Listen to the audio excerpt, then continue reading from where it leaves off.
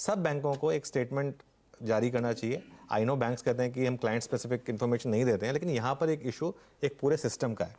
Client banks को बताना चाहिए कि हमारा ये एक्सपोजर है हर बैंक को, और ये हमारा इससे कोलेट्रल है, ये बैकअप है, इतना कितना प्लेज से कितना स्टॉक के प्लेज से वो बैकअप है, कितना रियल हार्डकोर एसेट से बैकअप है, ये सब बताने की ज़रूरत है। ये सब क्लैरिफिकेशन करने की ज़रूरत है। ये टाइम आ गया है अब कि आप इस चीज़ के पीछे नहीं छुप सकते कि नहीं हम क्लाइंट स्पेसिफिक इन्फॉर्मेशन नहीं देंगे। सब बैंकों को आना चाहिए, और मुझे लगता है एसबीआई को लीड करना चाहिए इसमें, और बोलना चाहिए कि ये देखिए ये हमारा एक्सपोजर है और इतना हमारा कवर्ड है, घबराने की कोई ज़रूरत नहीं। अगर घबराने की ज़रूरत नहीं है तो कर दीजिए पब्लिक पर। ब्यूटीफुल। देखिए, और इस कड़ी में कल इंडसइंड बैंक ने कुछ हद तक अपडेट्स शेयर भी करे। कल शाम को इंडसइंड बैंक के आए कुल बुक, वो खैर जब स्टॉक्स न्यूज पे जाएंगे तो बातचीत होगी।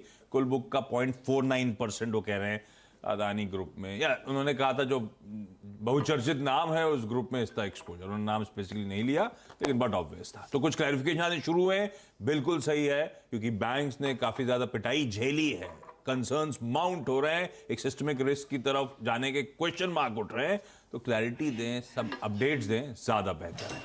चलिए, ये हो गए अदानी पे चर्चा।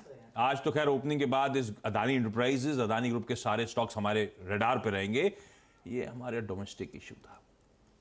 एक है ग्लोबल। क्या बढ़िया मक्खी में मक्खी बैठ रही थी। निर्मला मैम के बजट से किसी को कोई कंप्लेंट नहीं, और शाम को आ गया 25 बेसिस पॉइंट्स। बाकी डिटेल्स क्या है? 25 बेसिस पॉइंट तो मेरे ख्याल से बाजार फैक्टर इन करके चल रहा था।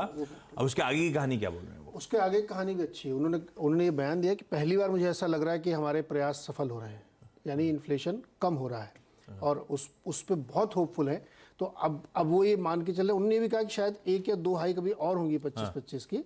तो जो टर्मिनल रेट होगा, यानी जहाँ पे रुक जाएंगे वो 5.25 के आसपास जाएगा। अब तक 5.5 का अनुमान था, तो 25 बेसिस पॉइंट कम होगा।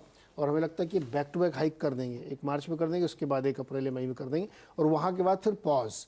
अब अगली चर्चाएं जब ये शुरू हो रही कि अब ये कितने समय तक पॉज रहेगा, तो ये इस बात पर डिपेंड करेगा कि इन्फ्लेशन किस हद तक नीचे आ गया है, क्या 2% टारगेट अचीव हो गया है, स्थिति क्या है इकोनॉमी की। तो फिर कट की बात या कितने लंबे समय तक वो स्टे करेगा, इसकी बात होगी। लेकिन पावेल साहब की कमेंट्री शानदार है। उन्होंने बिल्कुल ये भरोसा दिलाया कि हमारे प्रयास रंग ला रहे हैं, डिसइन्फ्लेशन हो रहा है।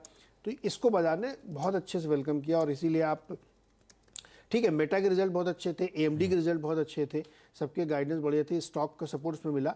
लेकिन जो इतनी बड़ी रैली बनी वो इस होप में बनी कि चले हम लोग जो सोचे तो वैसा हुआ। क्योंकि आप डाउ को देखो, वो नीचे से ऊपर आया पूरा।